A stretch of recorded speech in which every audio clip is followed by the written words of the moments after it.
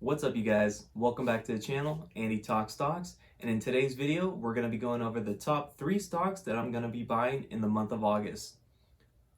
Now, I know on this channel we talk about stocks and investments, and I know what you're thinking next, that I should invest in some new shirts. This is actually one of my favorite shirts. So I know I haven't been real consistent with postings in the past couple of weeks. I know I said I would be, but just this past video, I couldn't post it at all. The audio was just terrible. So I ended up purchasing some new audio equipment, which hasn't arrived yet. So I'm making do with what I have at the moment, but I'm really trying to ramp up quality as far as filming and audio goes for the channel. And I hope to be set up in about a week or so. So now let's get into those top 3 stocks. Now, 2 of those 3 stocks I've gone over in previous videos, and I just wanted to go over them again in these top 3 just because I will be continuing to buy them in the month of August. I do still really like these stocks for the month of August, with number 1 stock being Apple. Not number 1 because it's what I'm buying into most, but number 1 because it's the first one I'm going to go over. Well, Apple stock currently sits at $445 per share. Now, like I said in the previous video, I was going to be buying 5 stocks, and I did that very next day from posting that video just because the market had already been closed. And from when I purchased those 5 shares, the shares have already gone up 5.87%, which is expected after announcing a stock split. The stock does seem to trend a little bit upwards from people trying to buy in before the split. Now, in my opinion, I believe Apple to be more of a safe stock per se. Now, after the stock split, I do think, in my opinion, that they're going to see anywhere from 10 to 30% growth after the stock split, just because they're going to be at such a low price point that people are going to want to be getting into that stock just because, it's a lot easier to buy one stock at $120 rather than one stock at $440. Now, most people might think the valuation of the company wouldn't make sense to be buying into the company at that valuation, at that price point. But in reality, with all the new investors in the market, sometimes these valuations don't make sense for the sole reason of emotional purchases. So what I've been seeing in the market is people have been buying up stocks just running on emotions.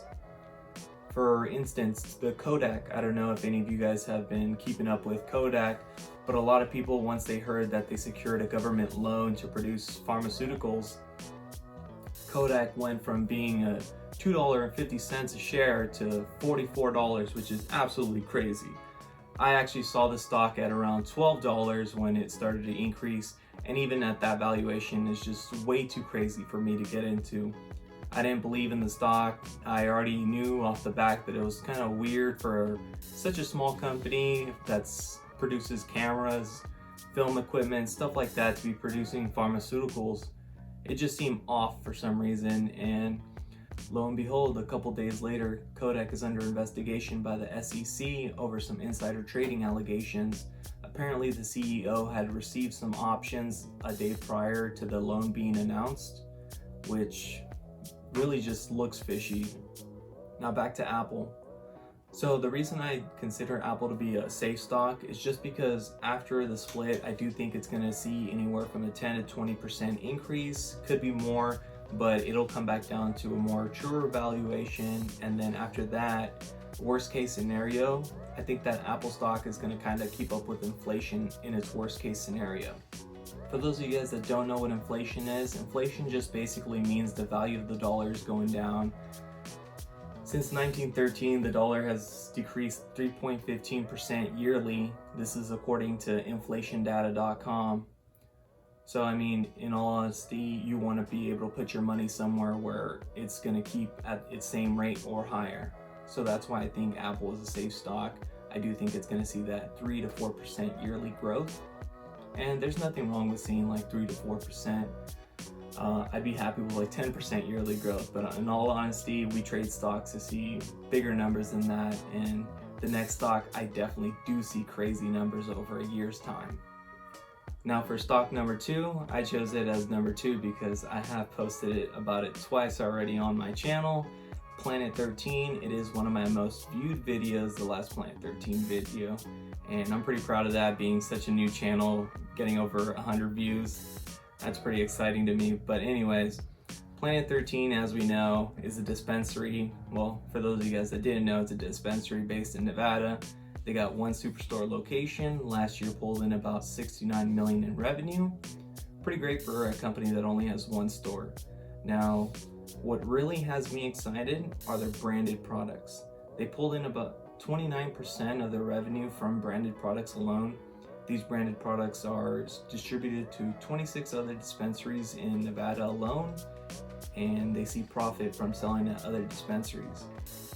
Now, sure, they could grow that just a little bit more in Nevada, but next year, 2021, they're opening up that new location in Santa Ana, and from what I've heard, it's going to be about 8 minutes out from Disneyland.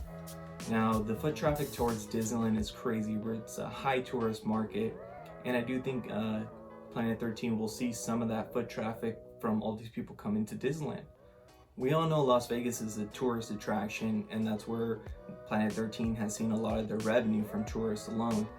But even in these economic downfalls, where we have a 1 in 100 year occurrence that happened with the illness going around, Big Rona just attacking everyone, Planet 13 has been able to overcome some of these obstacles with their deliveries, ordering online, curbside pickup. They've been able to adjust to the market and be able to attend to these customers, and still see really a lot of people coming into the store.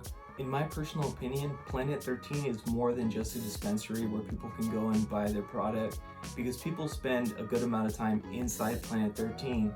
I think Planet 13 is more of an entertainment kind of company, because honestly, people go for the product, but they stay for the experience. And Planet 13 is definitely going to build on that. I've read about Planet 13 thinking about doing kind of like a club thing going on in Nevada, which I think would be great after this whole illness dies down. In my personal opinion, Planet 13 isn't in the herbal industry. They're in the entertainment industry. People do go in there for the product, but they stay for the experience. People like to go to Planet 13 because they are the largest dispensary. They go in there to, stick around, check out their products, look around. They really do love the place, and I think that's what brings in a lot of people. And once people go in there and they see their products, they try out their products, they love their products, and next time they go to like a third-party dispensary, they're gonna know the brand and be more confident purchasing the Planet 13 brands. So when Planet 13 comes to California and they're able to get these third-party dispensaries to distribute their product, people are going to be more confident buying out here, because we get a lot of Californians going out to Nevada and they stop there at Planet 13. Now, being able to get it out here, it's going to be, more of a constant purchase, and they're going to buy it out there when they're out there. So in my opinion, I do definitely see their revenue doubling, if not tripling, coming out to California, which is why I feel confident enough buying another 500 to 1,000 shares in August, currently sitting at a price of $2.65, where just a couple of days ago we were seeing it at $2.80. That was a nice little intimidating drop, and that had people panicking a little bit, but for me, that drop in price just means it's a better buying opportunity. In the future, I hope to be seeing this stock on the New York Stock Exchange, where there's going to be a higher volume in trading, and I think that's going to increase the price dramatically. Now, do I consider selling the stock next year? Possibly. Just depends on the valuation of the company. If we see another Kodak situation, Nikola situation, where it just doesn't make sense to be at these valuations, then yeah, I'll consider selling a portion of the position, but keeping some long term, just because I still do believe in the company and I want to hold on to it. Whereas Nikola, I had sold off all of it just because the valuation was just too crazy and I knew I couldn't get a better profit out of it.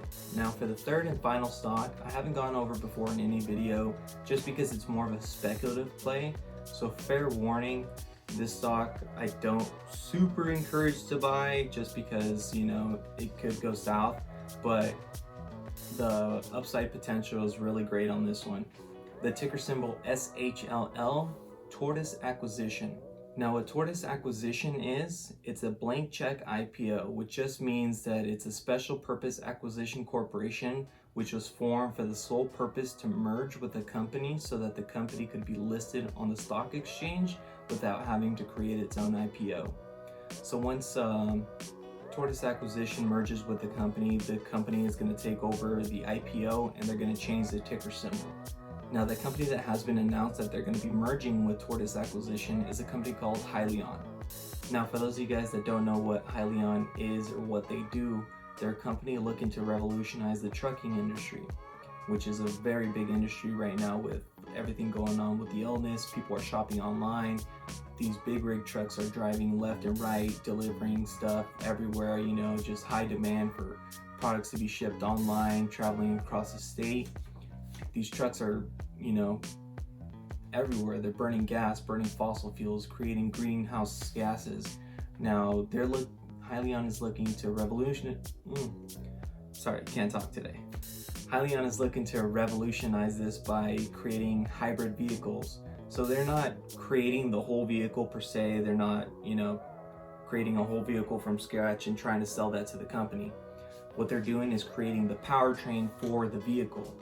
Say UPS has trucks on the roads already, but they want to convert to a better green solution, I guess you could say, rather than buying a whole new truck that Nikola is promising that they're working on, but Nikola hasn't done anything yet.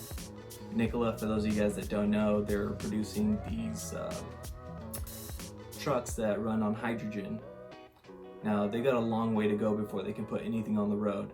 So this is where Hyliion is going to be top dog in the industry, just because they've got the product out now. You know, people can buy it now. Hyliion being steps ahead as far as having trucks on the road, they really have a big opportunity here to really dominate, because if they can convert all these other trucks into a greener solution rather than them having to buy a new truck, say from Tesla or Nikola, and they can have these trucks out on the road already, there won't be a need to buy trucks elsewhere.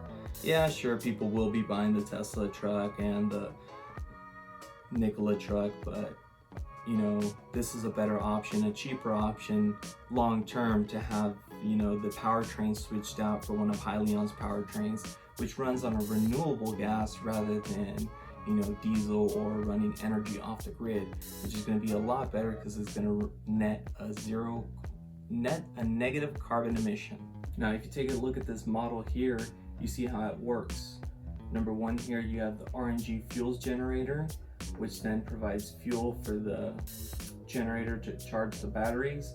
And you have your batteries down here, which then runs to the e-motor drive rear axles and provides regenerative braking. So you can see that they're using an existing truck to add in these components, so the driver won't need to learn to drive a new truck. They're just driving the regular truck, but with these new components.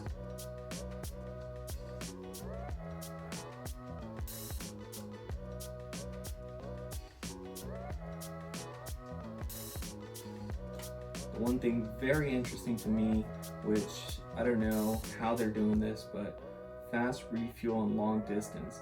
When fully loaded at 80,000 pounds, Hypertruck ERX can travel over 1,300 miles, charging its batteries en route, and can be refueled in 10 minutes or less. That's impressive, considering if other trucks are all electric and they have to power on from a grid, it's going to take a lot longer than 10 minutes.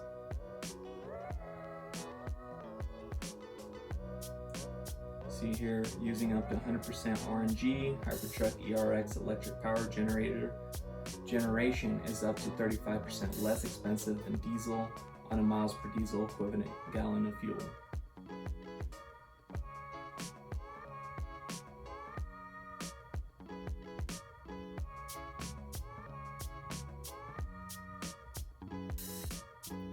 Net negative carbon emissions. Really beneficial to companies that produce carbon emissions. They're able to cut down in the trucking part and be able to, you know, produce more without going over elsewhere in different departments as far as like production.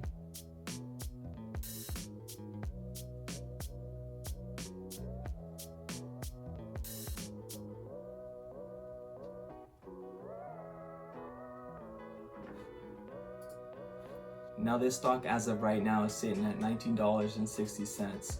I started purchasing this stock around $15, $14, which is relatively a good price to buy in, but when I did start purchasing into it, it did start to climb rather quickly, and it made it all the way up to $33 before it went back down all the way to $19. I have lost some money on the stock as of right now just because it did go up and I was still buying into it and it raised my cost basis on the stock. But I do really believe in this company long term. Now, if we do see another Nikola situation where the company does become overvalued to a certain extent, I will sell off about 75% of the position, but keeping 25%. I do have a rather large position, so I'm okay with doing this. But like I said, I do believe in this company long term, and I do see this stock going up to at least $40 by September. The reason I say September is because this merge is set to go through at the end of September, at the end of the third quarter. And the reason I call it a spec play is because sometimes these mergers don't go through. Now, if this merger doesn't go through, I see the stock going right back down to around $10. Who knows where it goes from there. In my opinion, I do believe that they are going to merge, as like Nikola did with VTIQ. And when Nikola had merged, they had saw an increase in price right off the bat. So when this company merges, I do think we're going to see that 20% right off the bat, 30%, who knows. It's going to be a very interesting play to say the least. And I don't have any in my Fidelity account as of right now, but I will be purchasing into the stock. My goal for the month of August with Tortoise Acquisition is to get in around 100 shares in August. If it's around the $19 price range, anything over that, I do think it's going to be a little bit pricey. So 50 to 100 shares for me, it's going to be good in the Fidelity account. I do have a little bit more in the private account, but as far as the Fidelity account, like I said, I want to grow this one over time, not throwing crazy amounts of money right away. I really do hope to see some crazy gains on that one in September. Alright guys, with that being said, I felt like I've been recording this video forever. My throat's all dry from all the talking, the multiple takes. I'm terrible with videos. I've been going over this a lot, you know, doing multiple retakes, and my throat's all dry. The energy drinks really don't help.